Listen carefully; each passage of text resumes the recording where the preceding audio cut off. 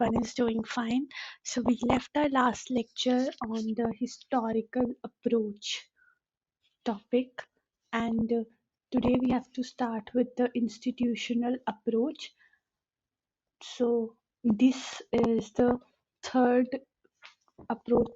third type of approach we are going to study under the traditional approaches category. So let's look into it without further ado. This is traditional and significant approach in studying political science. So of course, traditional hai, I've told you, and then it is significant, of course. That's why we are studying it, right? So very vague line that was. However, now we are all set to understand what this approach holds and what it is all about this approach. So it primarily deals with the formal features of government. That's why it's called institutional approach. So it looks into the institutions and formal features of the government and politics, and also looks into the political institutions and structures.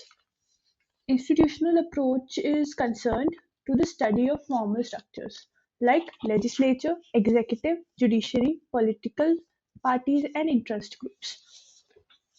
So basically, these are all political institutions, be it legislature, be it executive. That these are three organs of the government, hmm? And political parties and interest groups. These are also institutions or organizations, for that matter, which fall under the political institutions category. The supporters of this approach are both modern as well as ancient political philosophers. All right, and who are they? If you have to quote some people under this approach, Aristotle is a significant one, because how he did what he did contribute to political science was he actually studied the constitutions, various constitutions of various nation states, which were available to study at that particular time. So he also looked into an institutional. He also used an institutional approach to formulate his theories. So that's why first name comes is that of Aristotle. And thereafter there are modern thinkers, James Byers Bentley and Walter Bagot, and then there's Harold Lasky, who have contributed to the development of this approach. So you can quote all these names under the thinkers of institutional approach under the traditional approaches category. Let's look into the legal approach now. So this approach is basically concerned with the state as a fundamental organization, and also looks into the enforcement and formations of laws. That's why its name is legal approach. So it considers state as a legal entity, and thereafter dwells into what all laws exist and how they are formed and how they are implemented and enforced. All right. Therefore, this approach is basically concerned with the legal process, legal bodies, and institutions which either administer justice, or also it's very much concerned with independence of judiciary. Okay, so the followers of or supporters of this approach, what they will say is, if the any given in if in the any given city state, as we know that theory talks about what is and what ought to be. If they what they'll consider is, if in any given city sorry nation state, the judiciary is independent, then they'll say it is a good state or good society. Okay, so their focus is on independence of judiciary, and the supporters name is given here: Thomas Hobbes, Jeremy Bentham, John Austin, Dicey and son, Henry Mine. Okay, और what else is there कि जो traditional approaches हैं अलग अलग to study political science, ये जो critics हैं उनको सबको डिसअप्रूव करते हैं for being normative, for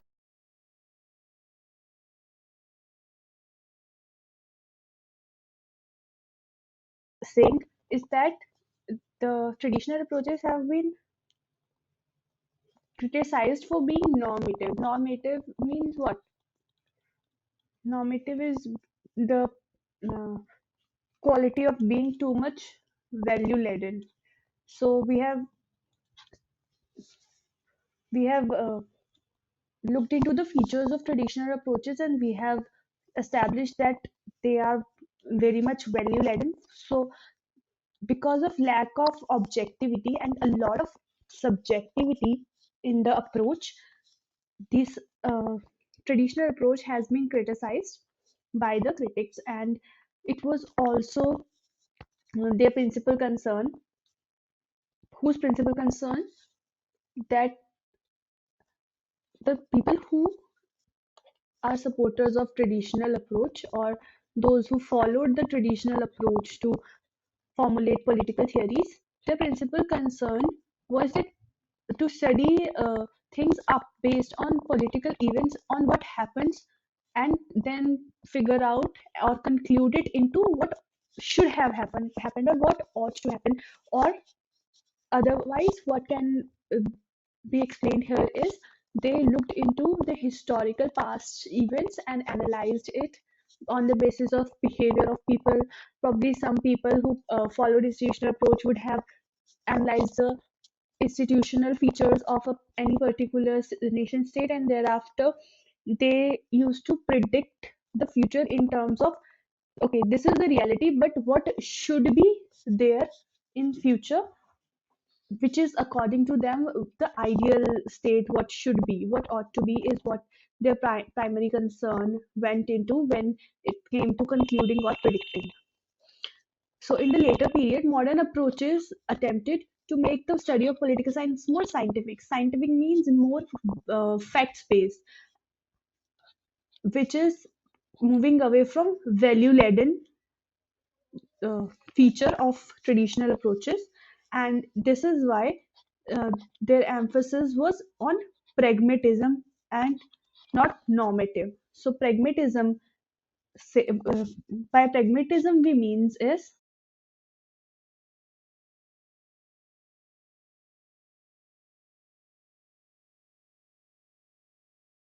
is being really practical while approaching any problem, or while finding a solution to a problem, approaching things more practically with a very realistic outlook is what pragmatism means. All right, let's move on to modern approaches. So we are done with all the types of traditional approaches. Let's find out what all we did first before we start with modern approaches. So first one was political approach. Thereafter we did historical approach, and then we found out what all institutional approach is about, and then legal approach. Then we also did a little bit of criticism part, because when you are doing any such theoretical, or when you have to write an answer of PSIR, you have to include criticism in a lot of instances. So that's why I have given you the criticism part as well. And now we shall move to modern approaches. So after studying politics, traditional approaches की help से, the political thinkers, what they did at later stage, they felt that there is necessity to study politics from a new perspective, because of course with the change in time their outlook changed. All right, and they would have found a lot of discrepancies with respect to the traditional approach. So that's why they went on to formulate new approaches, and those approaches were grouped under the category of modern approaches. Okay, so why they did so? They did so to minimize the deficiencies which were there in traditional approach. Okay, so they dwell into various new approaches which were advocated by new political thinkers, and these new approaches were regarded as modern approaches. So that's what I just told you. And yeah, okay. So what they did next was they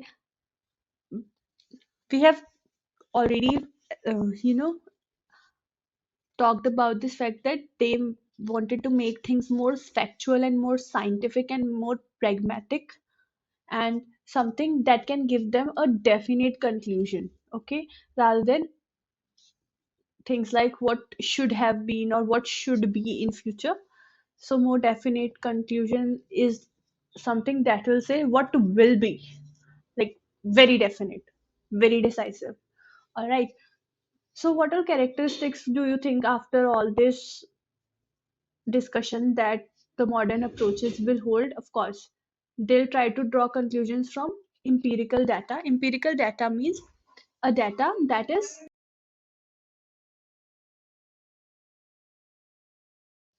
more based on experiments, or or has been collected in a scientific manner, say, a scientific manner established in terms of a proper systematic survey, or a data derived out of testings or all such things. So a data which can be backed by proofs or reasonings is the empirical data. Okay. And to make you understand, in contrast with traditional approaches, I'd say that it is the kind of data which is not more based on facts and less based on values. How less? As less as possible. Okay. And yeah, so although the modern approaches believe in interdisciplinary studies, interdisciplinary means what? So they do not look at everything in terms of politics only. They try to understand things involving interdisciplinary approach, that is, they considered the sociology, that is sociological aspects, and they looked into the economical aspects, right, and psychological aspects, because they had to understand the human behavior. Yeah, so they did interdisciplinary studies to reach to a conclusion. Okay. So let's find out what all approaches were there and what all approaches we are going to look into. So these are the modern approaches. What all approaches they included were sociological approaches, psychological approaches, economic approaches, quantitative approaches, simulation approach, and then there was system approach, there was behavioral approach, and Marxian approach. So all these kind of approaches were there under the modern approaches. And what all approaches we are shall look into, what all approaches we are going to study under the modern approach tomorrow, and we shall also start with the discussion of those approaches. Till then, please stay tuned, and please consider subscribing to the channel. You can also drop your comments in the comment section if you have to ask any question, there's any query related to any sort of thing. And if not, just drop a hi in the comment section to support the initiative. Also, if you're watching till here, do like the video. Yeah, thank you for watching. That's it for today. See you tomorrow.